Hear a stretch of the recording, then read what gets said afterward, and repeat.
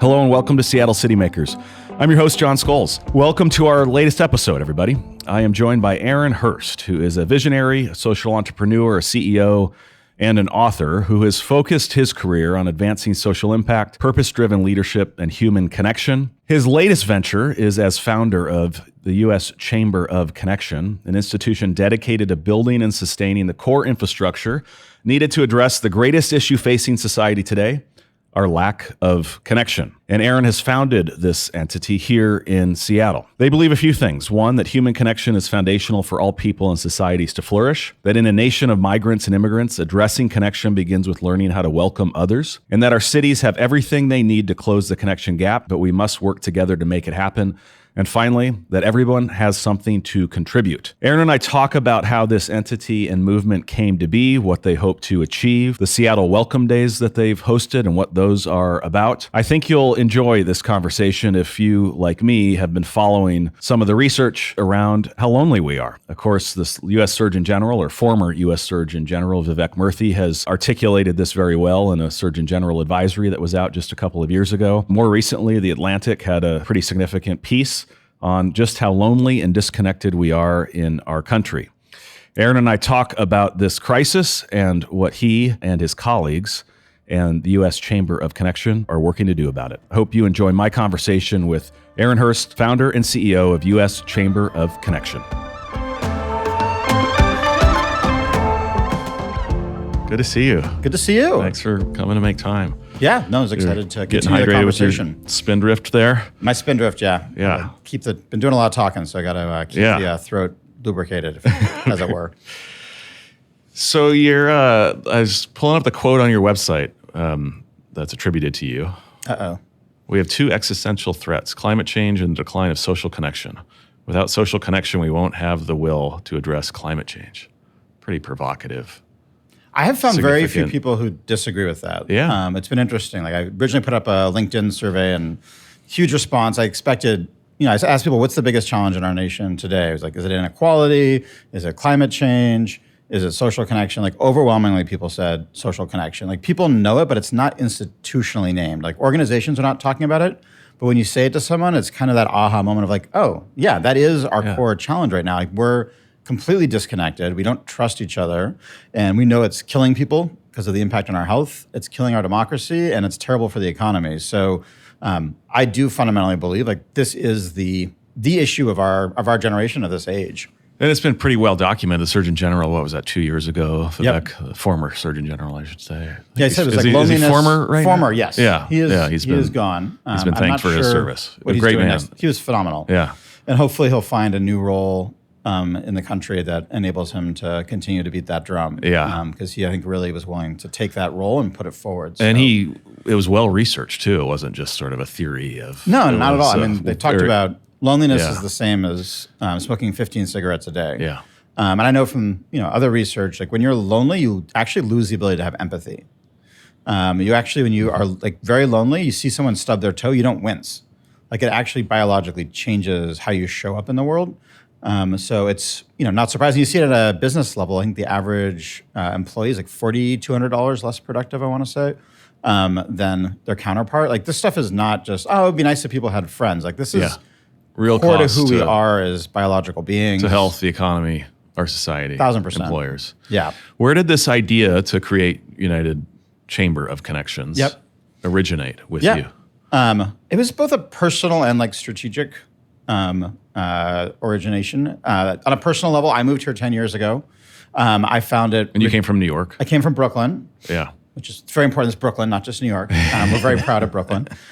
Came from Brooklyn. Great. I love Brooklyn. I just found it really hard to, find community, find connection here. And there are a lot of reasons for that. Some were my fault. Some of them were things that I think were in the culture here. Did you feel a freeze, or was it just sort of slow going? What I would characterize as the freeze was inviting people over for dinner and never having it reciprocated. People saying, hey, let's grab coffee sometime. But they came? No. They came, but then they would never invite us anywhere. Yeah. But they didn't say like, hey, that sounds great. We got that a lot too. Okay, you got some of those. There's a lot of like throwaway, like let's grab coffee, which is really just I'll never see you again unless we bump into each other. Have a nice day. So it's a very insincere form of connection. So that was a major driver. And I also just turned 50 last year. And I think with that, had that aha moment with my kids starting to go off to college, with the next stage of my career, like friends are what are going to define my 50s, good or bad. Like that's what the research shows is what matters. And I was like, I need to invest more in this, and there's not infrastructure to help me do that very easily. So I started actually inviting people over for dinner. I've had probably over 200 people over for dinner in the last year. These are groups of like 6 to 8. Yeah, 6 to 8 people that I just invite over, people I've met recently. And these people don't all know each other. They generally don't know any of you. I don't know them, they don't know me, they don't know each other. So your level of relationship with them is still pretty surface, new. Yes, which fresh. I think was, yes, absolutely. But they're facilitated dinners where we talked about connection. So they each shared their story of connection in Seattle. We reflected on what does it mean to actually feel connected, and then each made a pledge around like what is something we want to do to help others build connection in this city. And it was really inspiring just to see how much of that sort of surfaced. So that sort of on the personal side. On the, I would say, strategic side was just, I had left my last venture, took a year off for sabbatical, and I looked around and like, my career's always been about social impact, and why not focus on the biggest challenge out there? So I looked around and said, what's the biggest challenge? And it was social connection. And then I looked around and said, there's no infrastructure in this nation at a systems level to address our biggest problem.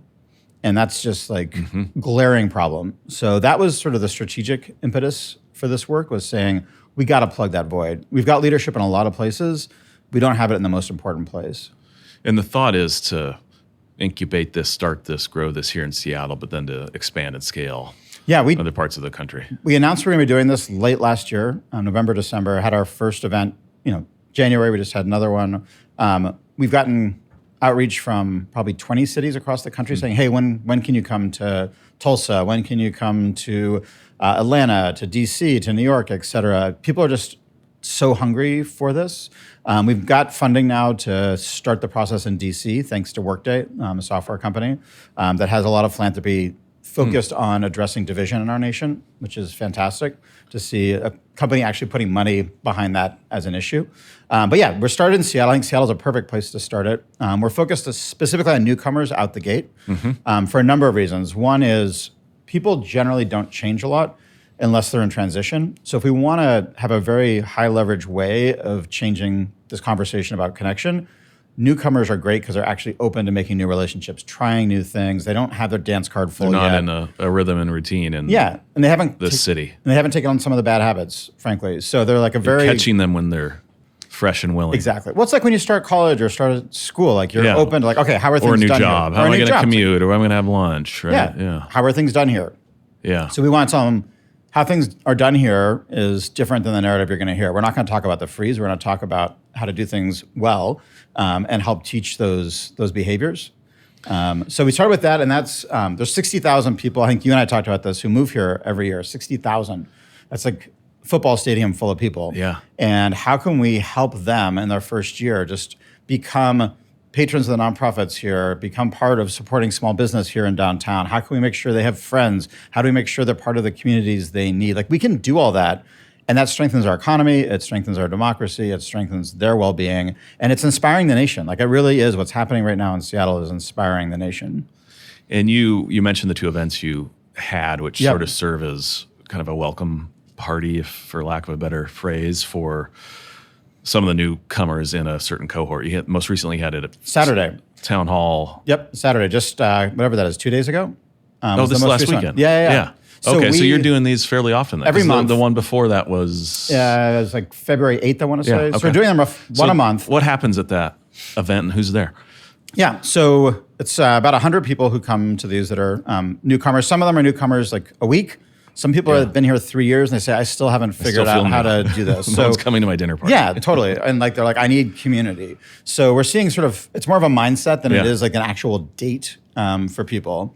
And they come, and the mayor's really gotten behind this, which has been great and really made this sort of the official welcome day for the city.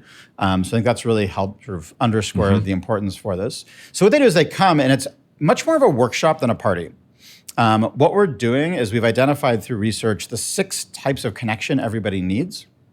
So through most of the time together, they're paired with another newcomer, and they're talking about one of those types of connection and going through and really talking about what has their experience been with that in the past. What do they want? What are they going to do about it? And they do that with 3 different partners. So they develop these deep connections with 3 different people. And they develop a vision for the life they want to create in Seattle that's got service in it. It's got third places in it. It's got friendship. It's got community. It's got all these pieces to it. So they're not just sort of on an autopilot. They actually have a plan, and they've got now a group of people who are rooting for them and want to work on it with them. And then we've set up neighborhood clubhouses in 7 neighborhoods now. So every 2 weeks, including tomorrow, March 4th, they're meeting in these clubhouses, which are local restaurants, local bars, local cafes, and they're continuing this work of supporting each other in adopting these 6 points of connection, and supporting each other just on their journey. And it ranges from pure connection to, like, there's a person at the last one who just lost their job in the federal government because of what's going on, and everyone rallied and like, let's help this person. And you mentioned the 6 points of connection. This is the framework that you've developed. So you're not just telling people, hey, go out and make more friends and go be connected, friendly, and invite people over. But you actually have kind of taken a more scientific or explicit approach to how you're recommending and guiding people in building a stronger social fabric. Take us through the 6 points. Yeah, I mean, think about the chaos if we just told everybody, you need to eat. But we didn't have breakfast, lunch, and dinner. We didn't have snacks. We had no structure to it. Yeah. People would be like, I don't know how much to eat. I don't know what to eat. I don't know when to eat. What we've seen in the connection, one of the big barriers is that we don't talk about it really. That's how my teenage son eats, actually. It's just grazing. I think it's called grazing. Yeah, you just are constantly eating. I was like, when are you not eating? But anyway. That is the default for many of us at times. Need structure. The 6 points. Totally. Yes, 6 points. So what we found is that people need definition to it, and no one had ever really defined what connection means. They've defined it in these silos of like health or democracy or civic engagement, but not looked at it holistically to say, what does this one person need to thrive and for the community around them to thrive? So we broke it down into a consumer-friendly way of thinking about connection.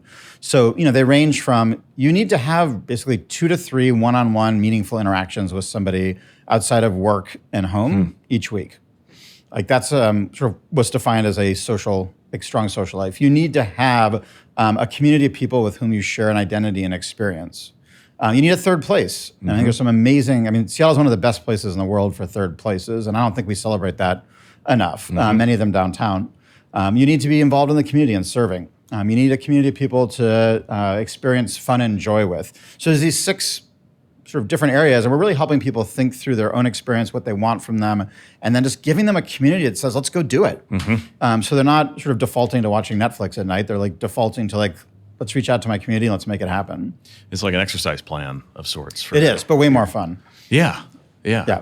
We had a speaker in last week at our State of Downtown event, an author, fellow from Brown, who has a new book out. His previous book, I don't know that you may have already read it, The Vanishing Neighbor, came out, I don't know, 14, 13 years ago. And his theory in that book, or premise, was we've got these 3 concentric circles of relationships and connections. The first inner circle is sort of our immediate family and closest friends, and the outer are sort of the people in our community. We know them, we'll bump into them, people at work, neighbors, and then the outer is, folks who we might not see, and there's sort of a loose touch of, maybe people online that we're, and it's that circle in the middle, is the one that is sort of withered, and we spend more of our time and energy, social energy, with those that are closest to us, and then those that we're talking to on Twitter about whatever.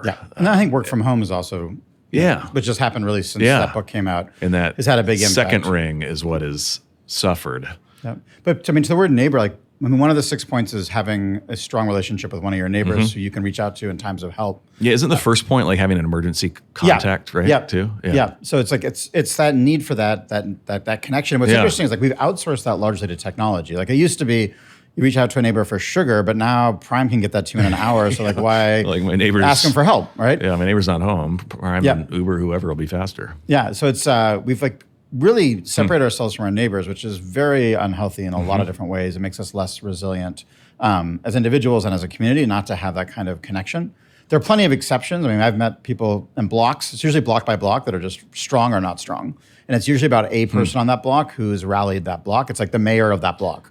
And as soon as they move, the whole thing falls apart. Like it's interesting how that all works. How do you think COVID affected all of this? We were told to stay away from each other generally for a number of years for lots of good reasons. In some ways that formed these pods of, where you stayed in your pod, and this bond of you didn't go outside the pod, and then maybe we're spending more time across the fence or across the street walking our dogs with the neighbors. Those were the people we got to spend time with. And then we got the chance to all come back together once public health restrictions were lifted.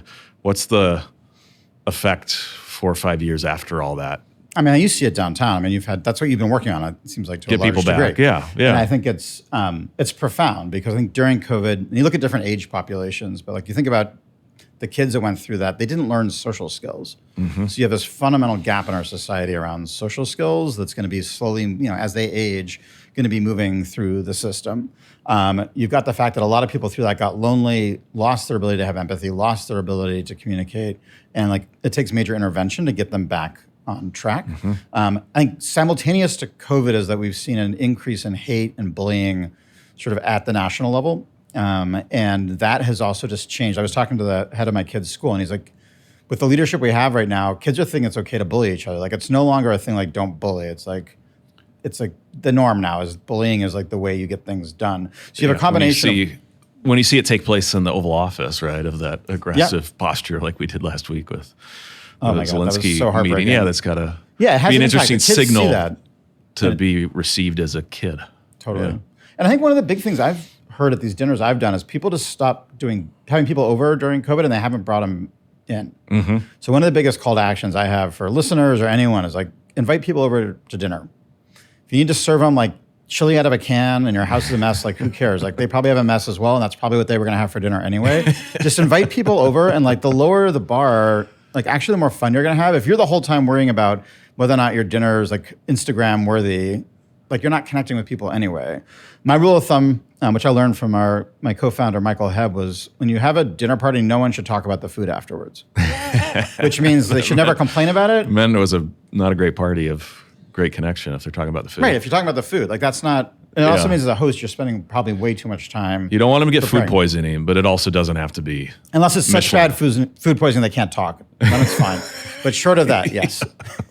I think. So are you playing chef and facilitator at these dinners? I am. Yeah, but I've got it down to like a process where I think one of the things I realized, especially in a city like Seattle, is there's so many different dietary needs, and part of what I didn't like about hosting parties is having to reach out to everybody and like create this like Tetris of like what is the menu.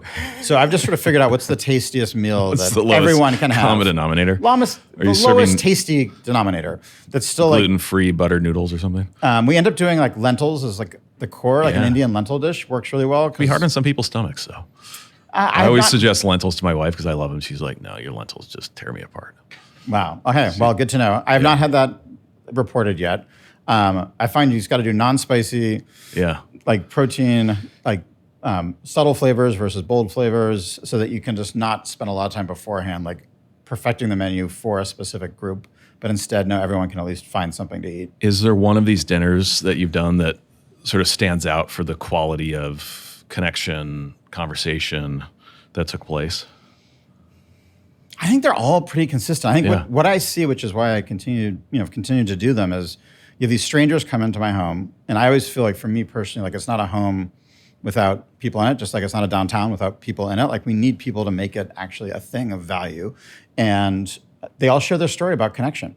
And immediately, like they're not strangers anymore. Yeah. And you see this like, oh my God, like I had that happen to me too. Saw the same thing at Seattle Welcome Day, like the number of times, and someone actually raised their hand, like I thought I had nothing in common with this guy, but I'm realizing we have all these things in common, but we don't have the kinds of conversations now that actually would even reveal where we have overlap. There were two people there that realized they both play saxophone and they were like band nerds in school. And like one of them had found a community for that here, and the other one was like struggling like hell because they wanted that community, but that never would have been exposed like walking by each other or in casual. Like you have to have the right prompts to help people discover this. So the dinners have been like, I've had people of just about every age, have had people who've been here for a long time, short time. They've been pretty universal because I think it's such a human topic that it's not like there's like one epiphany that like comes out of all that. I think the epiphany is like we just need to be more conscious about connection in our lives, and that connection is the number one predictor of happiness. And yet, for most people, it's like near the bottom of their priorities on a daily and we don't think basis. About it like we don't think about those 6 points and distributed over a week of, I need to have this and this and this. Totally. Look at my calendar and I'm like, Totally. Well, it's also, but we'll think about, are we going to, I got to get to the gym 3 or 4 days. It's task-based. Yeah, or I got to get to the yoga class, and am I doing enough there? Yeah. Yep. No, I think that's exactly right. Which is, one of the good ways to work on connections to tie it to those things you're already doing. So it's not another thing, but just a better way to do what you're already doing. And if you think about newcomers, they've built close friendships. They've got family support back where they moved from. They move here. They don't have friends. They don't have that family support. And we found that people think it's going to take 3 to 6 months to rebuild that kind of connection. And the reality is it takes 3+ years. So there's just this sense of like, I'm failing. But you're like, no, like it takes 200 hours to make a best friend. The expectation that we can just immediately, it's like a with. love at first sight kind of friendship model, which doesn't mean you don't like click with somebody, but you need to have ups and downs. You need to have shared experiences. There's a lot that has to happen to build that kind of strong connection. The other thing we've been hearing a lot is people are making connections more with individuals. Like they're not finding that they're part of a community. So that's a big part of what we're trying to do is try to think about how are we supporting community builders in our city? How can we showcase them? A lot of those community builders are doing it as volunteers. They start off wanting people to run with. All of a sudden, they've got 300 people who want to run with them, and they're like, I'm now running a running club, and yet that's not really what I intended to do. But they're the people that actually make our city great, are these community builders. So I've been working with Como to do a monthly spotlight on a community builder each month, just to sort of raise the profile, and doing peer support groups for community builders so that they can start to actually get the support they need. So it's just been just amazing to see what happens when you connect connectors. Yeah. Any of those dinner parties turn into like massive awkward fails? You want a story of I could make one up if that would be useful. No, there have not been any. No, there really hasn't been. People come with the desire to connect, and they get what I think they're they all walking come in into. nervous. So it's this shared experience because they're like going over to some guy's house that they've maybe met on a Zoom once. They've done a little research. Like a lot of them have admitted that they've like left like a pin on their phone of where they are for their emergency contact because they're not sure if like I have some devious plan in my basement. So they have an emergency contact, so that's good. One of their 6 points already. But it may be one in like Mumbai. I don't know. Like it could be somewhere in the world. It doesn't necessarily mean it's like a local. Of a So it's been interesting. Just they come in with that, and they really are. I think once they just see that humanity in other people, it makes sense. We're social beings and creatures, and sometimes have to be reminded of that. Yeah. What are you seeing downtown? I'm curious. I've seen such a change in the last year in downtown, and I know you have numbers to back it up, but just as like a human being walking the streets, it feels dramatically different. There's like a sense of hope that wasn't there before. Yeah. And I know there's still a lot of negative talk in places, but as someone who travels a lot, like Seattle's downtown's relative to other cities kicking ass. Yeah. From what I can see. We've had a strong downtown for quite some time, and I feel like we've turned a corner in this last year. We still have a ways to go, and there's still a lot of storefronts that are empty, and the pedestrian traffic isn't always as consistent or high as you'd like. But you can walk around lots of parts of this downtown, and it feels very similar to 2019, and that vibrancy and life on the street that maybe we took for granted. Yeah, and Amazon back getting then, people back. Amazon being back at 5 days a week huge. is, so the numbers that we track of visitors, workers, and residents are all going up. And in some cases, for residents, we got more people living downtown than ever before. So that idea that we would forever stay spread out, through COVID, and people would choose, bigger houses, more garages, more distance from their workplace and amenities, it hasn't been the case for a lot of people. They want to be back. Yeah, in the there's action. so many. To your point, there's so many new apartment buildings put up, and Seattle. I always thought it was like a place you go to work and then you go back somewhere else. But that's really not how I would define it anymore. Like it really is a more mature downtown that's integrated and sort of creating a lifestyle. I know more and more friends that are moving downtown just because they're like, this is where the action is. And we've got this great and have had a great mix. It's not just been the place for offices, right? It's residential and sports and music and arts and culture and the market. And there's just that good dynamic mix of uses that make a great downtown. Well, I think that's part of one of the things I've been talking a lot about is like we need to rebrand Seattle. Seattle, I think, has terrible branding at a national level. You go down to Pike Place and like the t-shirts are like, it rains here 12 months a year. You're like, it does not rain here 12 months a year. Like that's sort of, and it's just like an easy thing even when you go somewhere else like, oh, is it raining in Seattle? It's like, It rains, but actually we have the best summers in the world. And a pretty nice weekend this last week. I missed it, but I was down in Arizona. But I heard it was nice up here for beautiful. End of February. It looked pretty good. So I think we just need to rebrand the city. Or embrace some of the cold and the rain and a little more. I mean, there's, Iceland's cold and windy and you go there in August and there's 40,000 people who live there, but more than that. But plenty of us are going there in. We're leaving Seattle in the summer and visiting a place that it's going to be a high of 48 and 20-mile-an-hour winds, but they sort of embrace it. You go into the lagoons, you go into the sauna, you enjoy there is some of that can be done. But I still think Seattle... Our weather's not bad, is what... Well, it's more than that. I think Seattle is America's summer playground. And that's what we should be known for. Certainly there's no better place to be. And with climate change, it's just going to be even more the case. Yeah. There's just nothing else like it. And I think if people, instead of thinking of it as Rain City, thought of it as America's summer playground, it would really change the brand of the city and how people relate to it. I think last Labor Day, Seattle was the #1 destination for domestic travelers in the country. So, it's on its way. And the playground's getting even nicer with this waterfront that's getting done. Yeah, the waterfront's amazing, and more going on. Yeah. Our neighborhoods are amazing. There's so much going on in these neighborhoods. Yeah, so I think, and to your earlier point about downtown, I think we're well on our way. Plenty of work left to do, but I think we want to be connected. And we want a place in our city where we all feel like it's ours, and we can mix and mingle, which is different than most other neighborhoods that where we're not all going to Laurelhurst on Saturday when the Seahawks win the Super Bowl or when something incredible happens. That's not where we meet, and people need that place in their city where they all meet. And that's always been the downtown. Yeah, no, I'm 1,000%. Totally agreed. So you mentioned Workday and their philanthropic arm as one of your investors. Who else cares about this work, is investing in it? Who are you looking to help sort of scale this? Yeah, I mean, I think other parts of the country. What we're seeing in Seattle is that, these 60,000 people who move here, there's people who really care about their success. There's the universities, and actually University of Washington is the largest source of newcomers. Importer, we think of Amazon, but it's actually, you think about all the students, and you think about the amount of staff and administration. The Amazons, the Microsoft, the Starbucks, these companies where it's in their best interest and they're motivated to make sure that when they move people here, they stay. Because right now the sort of default has been 2 years and out.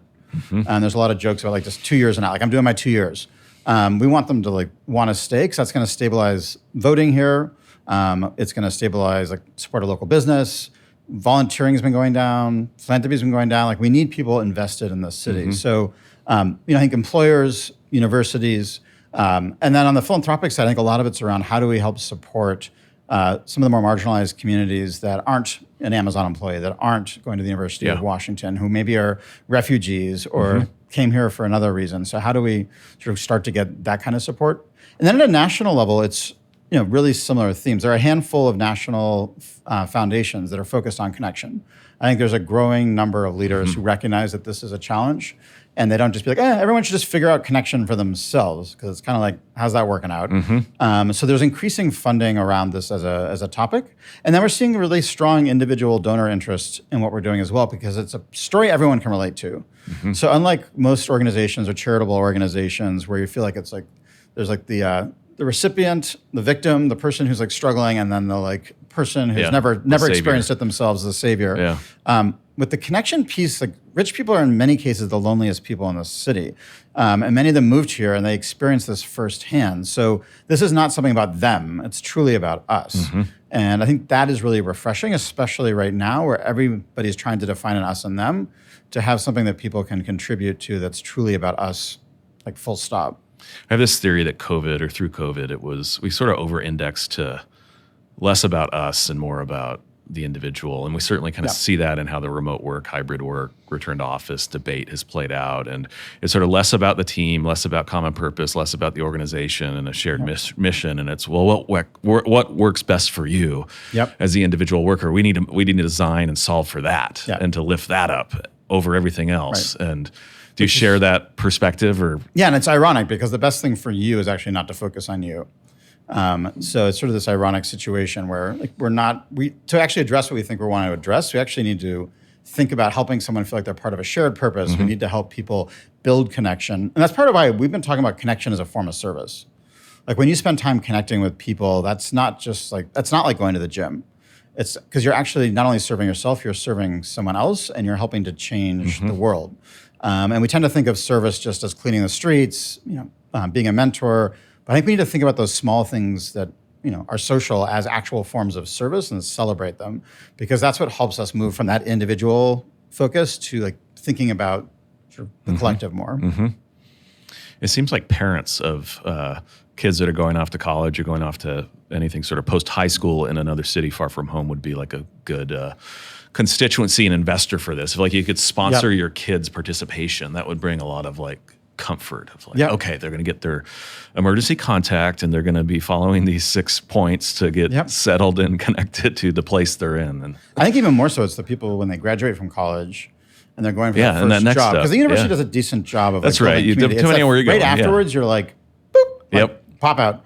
And you're like, okay, what am I like? There's no structure here. There's like, I don't know what I'm supposed to do. So much of what was provided for me is now gone.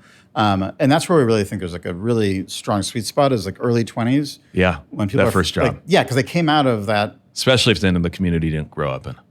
Exactly. Yeah. And that's something that's like really an American phenomenon. Like I do work down in Chile, and people go to college in the town that they grew up in. Like you don't go away and you don't leave home until 26.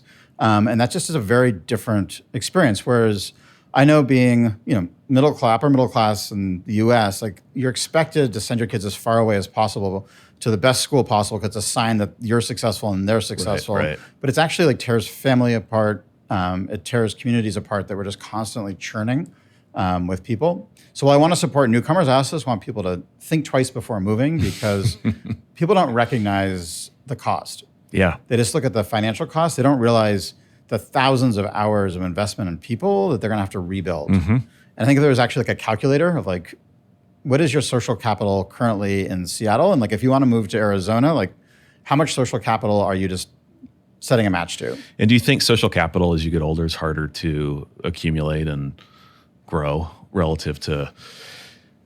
I just think about how making relationships with people in high school, people in college, early in your career, these shared experiences and a ton of growth and development that you and they have had at that same time. And it just seems as you get older, it's harder in some ways to, not that it can't be done. No, it is harder because it's not structurally built in. Right. It's built into college and high school. You've got to do more. You got to make the effort.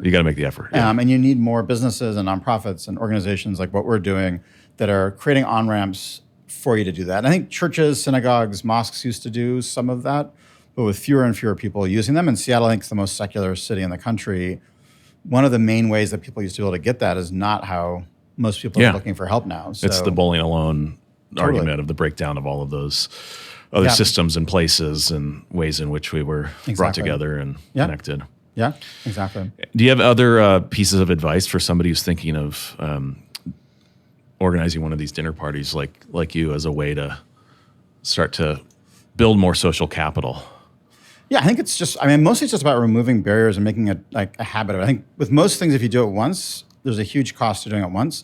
And then there's a diminishing cost every time you do it because you start building a habit around it. So some of the things I've done, try to always have at least 1 or 2 more dinners scheduled. So if I were to ask you right now for dinner on a certain date and you say no, like I have 2 or 3 more to like make sure that there's one that works. So versus if you just schedule one and then try for the folks who are trying to just be nice and say like, oh, I'm busy. Yeah, no, you basically just can like, what about next? Right. Oh, geez. Yeah, exactly. Like it's hard to get out of.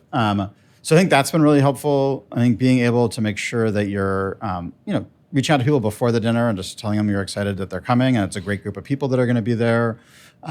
Afterwards, just to help, asking people to tell the story of what it was like to do it. And I think facilitate a conversation. Most people don't know how to talk in a way that's like, a lot of the times, like watching Netflix is more interesting than conversation because we don't know how to like ask meaningful questions. So just knowing that part of your role as a host is to create conversation starters. And they don't have to be like, it doesn't like, go to ChatGPT and say, what are 3 dinner party starting conversation or conversation starters? Like, this is not a hard thing to come up with. Yeah, it seems like we've gotten less curious of late. And like, you can have a 30-minute conversation with somebody and then leave it and be like, I don't think they asked me a single question. There's a lot of that. Right? A lot of that. Yeah, my wife's always complaining about that. Yeah. And it's very true. Sort of lack curiosity about each other. Well, I think there's a discomfort that causes people to just talk because it's easier to talk than Yeah. to listen in most cases, for some people. Yeah. But yeah, just having in your a handful of good conversation starters that have a little depth with them. What has your experience been with building connection in Seattle? Is a great default question. I think questions around like what are your favorite places that you've been in Seattle is a great conversation starter. Everybody going around the table and just sort of sharing their favorite place, probably downtown, obviously. We would hope. Yeah, we would hope. Yeah. Those kinds of questions I think are very helpful. The ones you don't want are like, how are you doing? Which is basically like, I don't really care about what's going on because I'm just sort of, it's a extension of hello. Basic, like a lot of political conversation at dinner, like there's a reason that's generally not great, which is it especially doesn't. right now. Yeah, I think It doesn't lift people up. it doesn't lift people up, and it tends to go down a lot of rabbit holes. Yeah. I think getting people to reflect on experiences instead of opinions. Yeah. And a lot of the dinner parties I've been to that have been less interesting are ones where it's opinion based versus people sharing actual experiences. Because there's a lot of blowhards with opinions, but everyone has actual interesting experiences if they share those. So trying to get those out would be another recommendation. I've tried to ask people of late, what are you doing for fun? Yep. As a way to, Yep. it's not professional, it's not about work, it's not, but it's kind of interesting. Yeah. The responses you get is, What are some of the very... because who doesn't like talking about what they have been doing for fun or are going to be doing for fun in the future, right? Yep. No, I think that's a great one. Fun, joy. Another one I've found has brought some, it's a little bit more superficial as a starter, is just when you bring people to Seattle who are visiting, like, what are your greatest hits you show them? Yeah. And there's sort of a debate about, like, if you were to plan a perfect day or a weekend for someone visiting from out of town and you wanted to really show them what's special about Seattle, like, what would you do in that day or two? So you've been here 10 years. What are yours after 10 years? How are you showing off our city? I take people to Seward Park. Oh, yeah. I actually have a friend coming in today, and we're going to go over there this afternoon. I think Seward Park is just amazing. Yeah. There's nothing I've ever seen anything like And it. And that whole drive down there. Boulevard. It's like, that's what made me fall in love with Seattle, was that drive. I'm like, where else am I going to find a road like this on a beautiful lake with mountains? Olmsted Brothers. For making that. Yeah, it's genius. Like that. So that's a big one. My wife has been heavily involved in Climate Pledge Arena. So if there's ever anything going on at the arena when someone's in town, I try to drag them and sort of show off the most sustainable arena in the world, which has inspired so many other arenas to start changing how they're thinking about They their nailed design. I think the new, like Pike Place and the new bridge down to the water, I think not only beautiful, but I think the story and talking about the engineering feat and why that came to be is super interesting as a nerd of those types of things. A ferry ride to Bainbridge is always a hit. So like doing that. And recently I've been taking a lot of people to that little, it's like, I don't know, it's like a little wetlands near the UW football stadium. Oh, yeah. Which I only learned about a few months ago. And I've been going there like once a week now just because it's so peaceful. And you have no idea that you're in a city when you're doing it. So that's been... Especially now that a lot of that 520 project there is wrapping up. that was like started right when I got here. So it's like... I think it was started 15 years before you got probably. here. I just remember being like, okay, this is getting started. It'll be done soon. And it's like just starting to show signs of being complete. So those are some of the ones. It depends on Those the are great. season. That's a great ambassadorship of our city. Yeah. You're covering all the corners. But I love your question on fun. I often ask people, like, what's something that you do that other people probably don't do around this table? Yeah. And then like they say what it is and then ask them, can I come with you to do that next time? So you can sort of, I ended up at a gun range a month ago based on that, which I'd never done in my life. I don't know that I ever need to do it again. Yes. Yeah. But I was just like, never done it. Like, I'm just going to try it once. I hadn't either. I mean, I've been intrigued to do it, but I haven't. And it'd probably take somebody to be like, let's go do that. Yeah. Well, I think I think most people are uncomfortable to ask someone to do it, but if you ask someone, it's not a common can I just come once? Question in Seattle. Not a common invitation. Well, when we first moved here, we're going to go play pickleball, and then we're going to go to the gun range. There's actually a new pickleball gun range where you try to like shoot the ball in midair. It's a new I take. think the gun thing here, like moving from New York, like there's so many more guns here than in New York, or at least the prevalence of it in conversation, that was a big culture shock to us. More than Brooklyn. Way more. Because in Brooklyn, you don't. A lot of people here have guns in their homes. It's like not that uncommon, especially people who are from the state. Yeah. Because it has much more of that sort of Old West sort of culture around it. It's not necessarily like there's any violence around it. It's just like they have guns. I remember like early on, people were like, if your kids are having a play date, you got to ask to make sure their guns are locked up. And I was like, I was thinking about asking if they were going to get a healthy snack, but I guess I'll also ask if there's a AK-47 under the bed. And COVID led to a lot more gun a lot of purchasing over in these parts. That is an industry that has done quite well. Yeah. We conclude with two standard questions, Aaron. Uh-oh. One, what was your first job you took a paycheck for? You were paying taxes. First job that I was paying taxes was probably, I'm just trying to think. I had a stepmother who fit a lot of the caricatures of a stepmother who insisted that I work and signed me up to work at McDonald's when I was 16. And I think that lasted like 2 weeks. And I badly burnt my arm on like the bun toaster. And it's a lot of what drove me to become an entrepreneur, because I, at the same time, was going out to a baseball card show outside of Detroit and saw that like for $20 you could have your own table at a baseball card show, and I could make more money doing that than at McDonald's. And I was like, and I probably won't burn myself. So that was really the start. It's funny. Our last guest, did I have this right? Scott Stuhlen, the CEO of the Art Museum, who's a terrific guy. If you haven't met him yet, no, I don't think I have. He dabbled in baseball card trading. They were super fun back in the day. If I'm remembering right, I think I remember right. James it's been sort of destroyed as a hobby, I think, but like back in the day, it was super fun. Oh yeah, I remember collecting. It was that was a blast. Notebooks just with those plastic divider things. Yeah. Yes. So 2 weeks at McDonald's, and then roughly, and then sort of inspired me to start doing my own thing. And I've had some small jobs here and there. I haven't had a job where it's not something I've founded now since 2000. So it's been 25 years. And do you attribute a lot of that energy, motivation to an interest? To McDonald's? To McDonald's. Of like, you can work for the man, or you started to dabble in this baseball card venture.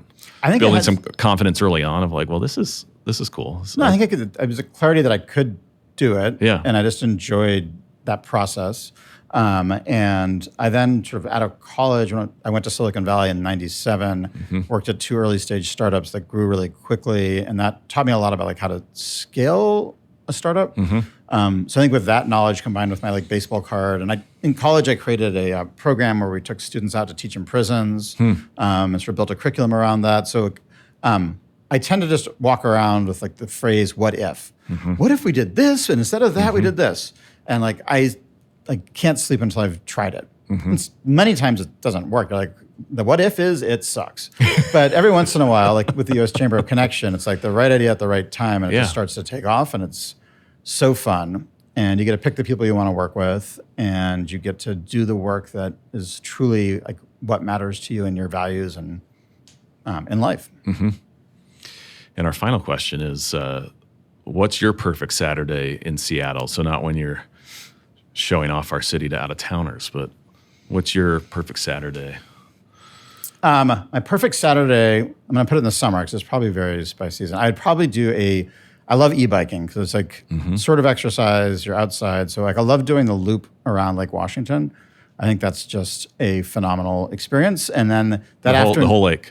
Yeah. I either do half loop if I don't have enough time, or I do full lake.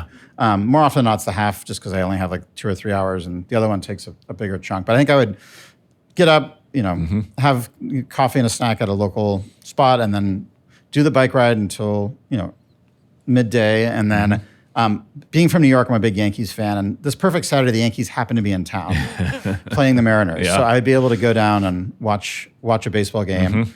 And then I think I would go to one of many restaurants like on the water. Like there's so many different ones, and just be able to like enjoy the views in like every direction. So I think that's what comes to mind when you ask. That's a great day. Yeah. How are you feeling about your Yankees this spring? Nervous. I'm always excited and nervous. There's a lot of injuries. The Juan Soto loss was very angry making. So it's a mixed bag, but I'm always grateful. And it's part of what, I was raised with is like, you play to win or you don't play. Yeah. And I think the Yankees always play to win. And I don't know that a lot of other teams do. And I think part of that is because, and I felt a little bit of that when I saw the Dodgers spending this year, I started feeling like, can we even compete anymore? And I'm like, oh, that's how everybody else felt when we were doing that. Some taste your own medicine there. Yeah. So, but I'm hopeful, and I am a religious baseball fan. I follow the box score every day, and I've got a little group of CEOs in town who are Yankees fans, and we get together and watch games every once in a while. So, sort of build a community around that a little bit. But I've enjoyed it. I think I mean, Mariners, the ballpark's fabulous here. Love it. Would take it over the Yankee Stadium, except for the bleachers at Yankee Stadium, which is like the greatest place on earth. But I think this is such a great experience, and especially for people who are not as like hardcore about the game, I think frankly it's a better experience in a lot of ways. Yeah, that stadium is really held up. Great design. Yeah, great experience, and they've done the recent upgrades and investments have only made it better. Yeah, and hopefully they'll be competitive. Yeah. I was just down at spring training this last weekend, and how's it look? Spring training. Who knows? It's always hard. I'm no like, oh my God, the Yankees lost, and I look, I don't recognize a single player in the lineup. So Yeah, like, exactly. Yeah, we watched a split squad game on Friday, and then they looked terrible on Saturday. It was like 10-0 in the third, 18-2 in the ninth. Yeah, to the White Sox. But so I got to see the Dodgers though, and Shohei out and wow, taking on Angels. So. Yeah, that's fun. Yeah. I saw him before he moved to the Dodgers, and we went down and did a Padres game, Angels and Dodgers in one weekend. We found a way, like the one weekend where they all could do that. It was a blast. So can I just share one last request just before we sign off here? I know there's a lot of leaders, downtown and broader who listen to this podcast, and just want to encourage them. If you've got people in your organization who are new to Seattle, like we would love to have them come to one of the next Seattle Welcome Days. Thank you for going here, because I did want to ask before we. Yeah. How do people get connected to United Chamber? So the chamberofconnection.org. There's also, we've got a growing presence on LinkedIn. The Chamber of Connection. Those are two good ways, and then all of our Welcome Day events are posted on the Town Hall website as well. And for anybody who hasn't been to Town Hall, they did such a beautiful renovation there. Like if you haven't gone down and seen with it, and especially we do it in the bottom part of it, it's just a beautiful space, and people should come and check it out. And then we've got these growing neighborhood clubhouses, which are for newcomers, but they're also for anybody. So as we grow those, there'll be one, and our goal is to have one within walking distance of everyone in Seattle eventually, so that every other week there'll just be a place to come, and like it's okay to talk to strangers, which is a crazy idea. And that's actually one of my favorite lines from our Welcome Day is every friendship has the same thing in common. It started by talking to a stranger. And hard to do it any other way. There's no other way to do it. Yeah. And yet, like, our culture is like, don't talk to strangers. Yeah, well, we're told that as kids. Yeah, exactly. I don't know if kids are told that still today. I think there's maybe not strangers of other kids, but I think strange adults are still a lot of like, odds are every adult is a child molester. You're like, you know what? That's probably statistically not so much the case. And kids need to be able to go out and experience the world. That's what's going to enable us to have empathy and be able to make the city and other places And there's big stronger. societal costs if they and we don't, right? I mean, I don't think we're going to survive, honestly. Yeah, it's the other side of the ledger we don't spend a lot of time thinking about. But thankfully, people like you and our former Surgeon General and others are helping us think about the true costs of a deficit in social connection and capital. Yep. Absolutely. And thank you for all the work you're doing downtown to make it a place where connection is, it's always happening, but it's happening more and more, and you're creating the spaces. And we've got our sort of core tagline is goodbye Seattle Freeze, hello Seattle Bear Hug. And we should mention the bear. Yes, and we have a mascot of a bear who's been going around Seattle just giving out bear hugs. And that's just been such a crowd pleaser because even like grumpy old men, like they get a hug from that bear, and they're just who like doesn't 3-year-olds. love that? Just it's so fun. bury your head in that bear's shoulder. Totally. Just bear it all. And I just love to love to find a way to integrate it into some of the have the bear regularly at downtown events because people just get the love bear it. at Westlake and Occidental and never enough bear. Roller skating on the waterfront this summer. That's going to be a little harder, but longer story about the manufacturing of mascot costumes and what trade-offs are. Yeah. But have you had some injuries? We haven't had injuries. The challenge is the reason the bear is so amazing is it's got what's called a drop crotch, which means that the crotch of it's actually at your knees. Oh, wow. Because it actually makes it look more like the proportions of a bear. But as a result, it's like walking with a towel tying your knees together. Yeah, so roller skating. Yeah, so it's that. And then the other piece is it's a person inside of it's also inflated, which is why when you hug it, it's so great because it doesn't feel like it's a person in there. Because you're just feeling the air, and it doesn't like any kind of weird creepiness of a mascot is like goes away. Yeah, it's just a big stuffed animal. Yeah, it's a giant stuff, and it like squeezes well. And we've had a break a few times when people got a little over exuberant. So we may need a cop or something to like keep the exuberance down. But no, would love to do that. And I love it. I'll keep a lookout for the bear.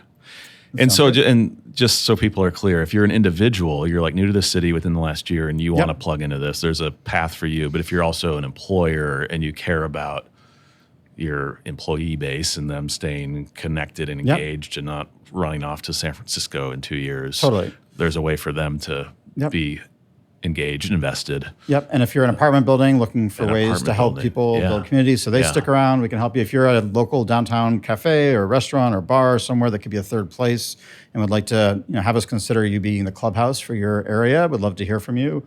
So there's just a lot of different ways to get involved. And the most important way, which you brought up, is like address this for yourself. Yeah. Make connection a priority. Don't let it just sort of become the last thing on your list when you're thinking about what you're doing that day, but realize like you need that as much as you need food. I love it. And I think about, just our downtown here in the center of the city and all the things that we enjoy today that came about because some folks knew each other. That's the only way anything Hey, happens. I got this idea about this thing, a space needle. Let me come over and have lunch and show you the thing. And then it happens. And like the civic fabric has been tested and challenged through COVID. And now that so many people have been told, like, oh, just work at home. You don't have to show up. That's, to me, that further erodes the future civic fabric that has delivered so many great things for our city that we may take for granted how they came to be. It's because people knew each other and invested in each other, helped each other, made great stuff happen. Well, and Seattle has led the way in technology and coffee and music and so many places. And I'm committed to making sure Seattle leads the way in addressing this connection crisis nationally. Because I think this is the new pioneer for the city, is to show what's possible. Because I don't think any other city is better positioned than Seattle to be the pioneer in fixing this national, but frankly global challenge. And there's no more important thing for Seattleites to focus on. I love that, and what a great way to end. So thanks for what you're doing and for making time to join us on Seattle City Makers. Right back at you. Well, if you enjoyed my conversation with Aaron, and really appreciate him joining us on Seattle City Makers and for all he's doing to bring us closer together in our community and beyond. This is critically important for so many reasons, for our physical and mental health, for the health of our civic fabric and community bonds, and for our city. So thanks to Aaron for what he's doing and for making time. I want to close out with a recommendation of something you got to check out here in downtown Seattle. And not open quite yet, but keep your eyes on the space at the corner of 5th in Union, the former Specialties, a 7,000 square foot retail space that's been shuttered and closed for about 5 years now, has a new lease and will soon have a new tenant, a local operator, not allowed to say just who yet, but baked goods, coffee, morning, afternoon, and evening program, and an appropriate new business to highlight on this episode, because I think it will really become one of downtown's new great third places, a place you can pop in for a lunch, for coffee, post up with your laptop, meet some friends, go be alone around other people, find some connection in downtown. So I got in there a couple of weeks ago with the operator, and they say they expect to be open sometime between Memorial Day and the 4th of July. Congratulations to them and to our friends at West Coast Commercial Realty and Tiffany Connell for getting that deal done. It's going to be a great addition to the ground floor of the corner of 5th and Union, so go check it out. Thanks, everybody, for joining us on this episode of Seattle City Makers, presented by the Downtown Seattle Association, with support from James Cito and production by Thread Theory.